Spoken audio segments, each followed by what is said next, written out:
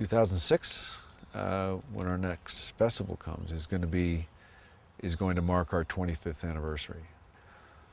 And it's kind of weird because there's collapsed time there. There are days when I feel like it was yesterday that everything started. And there are other times when it's put in your face that it's this many years later, you say, whoa, a quarter of a century doesn't feel like that. But there it is. So next year, 2006, is the 25th anniversary of the Sundance Institute. So I guess it's a very good time to illustrate what's happened. Not many people knew much about Utah in the late 50s and early 60s. Other parts of the West were being overdeveloped, but Utah was off the map then. So I came here in 1961, bought 2 acres of land for $500, built my own cabin on it, which led to the purchase of Sundance as a whole, which was 3,000 acres of sheep herder territory.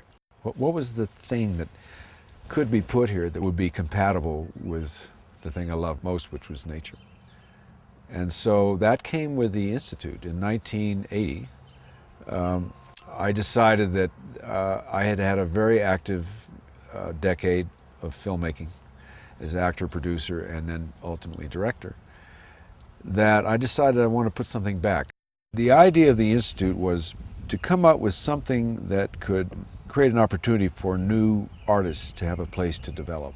I spent a year thinking and researching and as to how that could be, or what it could be, and decided that if you took filmmaking, if you tried to recreate a process that theater has, which is where I started out, then you could divide it like on an assembly line. Well, theater has rehearsal, and it's a very human resource situation. There's not a lot of mechanics to theater.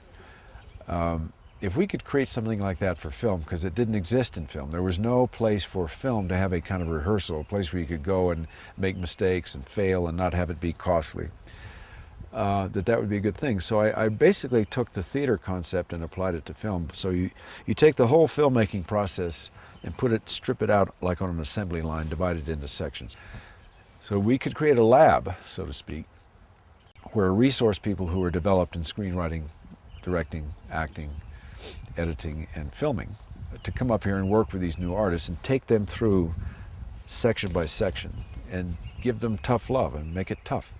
You don't learn anything by being too kind. On the other hand, there has to be affection behind the purpose. So that's how it started, and it took about 5 years to get going. I called on my colleagues, people I knew in the business. I said, will you be willing to come up here and give of some of your time towards something that we all wished, or we wish we could have had when we were starting out, or did have, remembering that first job in summer stock and how valuable it was to get help from a mentor, if you had one. And the nice thing about it was the enthusiasm I was met with my colleagues, and they were happy to come up and give up their time, free, because it was nonprofit. So when that started to look like it was working, I realized that the filmmakers had nowhere to go.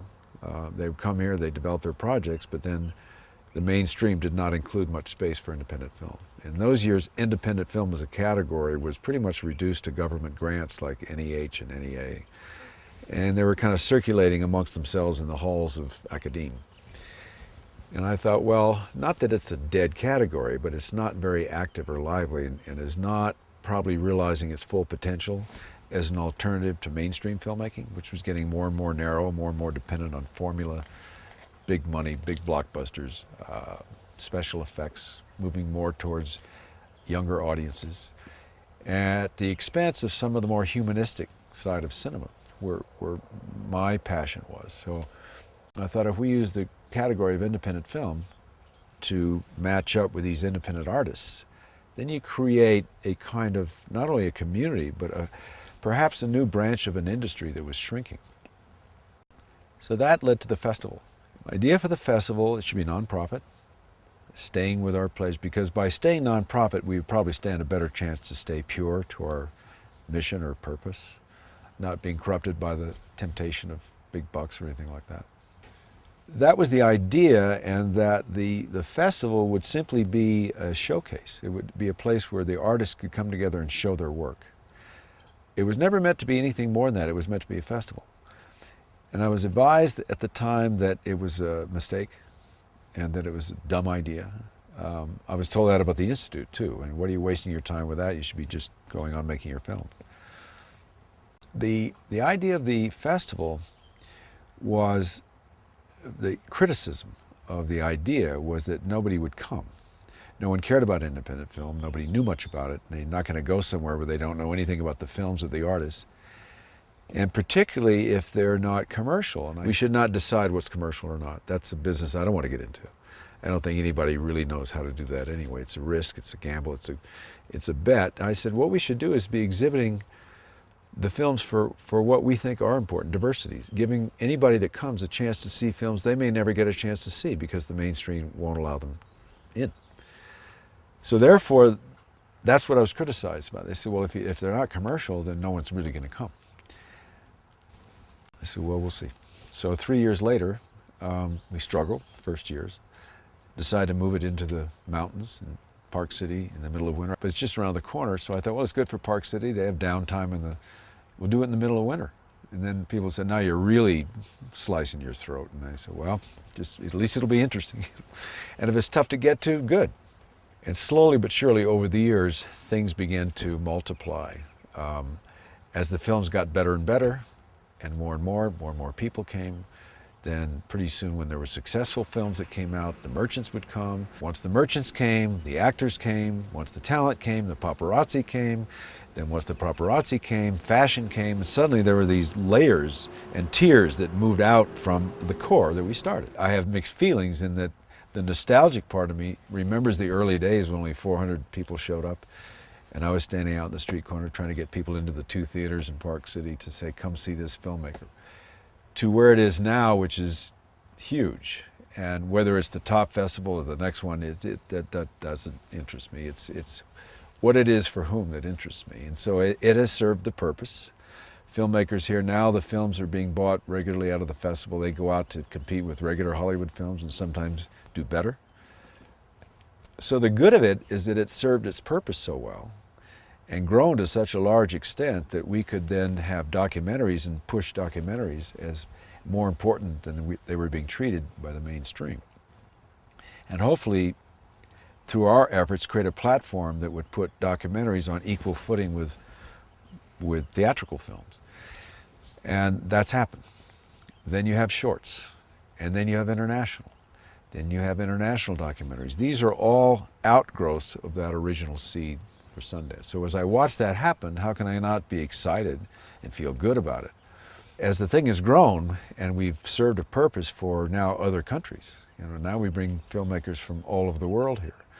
I love that, of course, because we're doing the same thing for them that we started domestically here, which is we're giving them an opportunity to tell their stories and cross lines to exhibit their films here in the recognition that we're a global community. So we've played a role in that, and that feels great. And the idea that the great part of our country and our Constitution was founded on certain freedoms. And periodically, from time to time, depending on the politics or the climate of the time, that can be threatened. And I think it is now. And it has been in the past. But somehow America always seems to have this uncanny ability to pull itself out away from the brink before it collapses. But in the meantime, certain things get lost or damaged. And I think these freedoms of expression and speech are probably one of the most valuable we have. So the role that Sundance plays is encouraging development for those voices, those independent voices that can speak their version of truth and try to counter any excessive, any effort to push things either to one extreme or the other that might deprive that freedom. So Sundance is really a working environment. It's an interactive working environment where people who come here with experience and various degrees of success can work with novices, new people, to help them develop their independent voices so they can make their statements. What you have now with Sundance is you've got a grouping of various entities that all kind of lead to the same purpose. So you have the village, you have the catalog, you have the Sundance Farms, which is organic food here in the Valley. You have the Institute and all of its attendant programs. You have festivals, you have the labs, and you have the channel. So there are all these multiple parts of Sundance, and a lot of people are confused. If they come and just have the village where you have commerce, art, and nature combined, commerce being skiing, horseback riding, fly fishing, the enjoyment of natural environment, they think, oh, well, that's what Sundance is. And then somebody says, no, it's the festival. No, it's the Institute. No, it's the labs. It's all of the above. And I think a lot of people don't know that, and probably the 25th anniversary is a good time to illustrate what exactly Sundance is.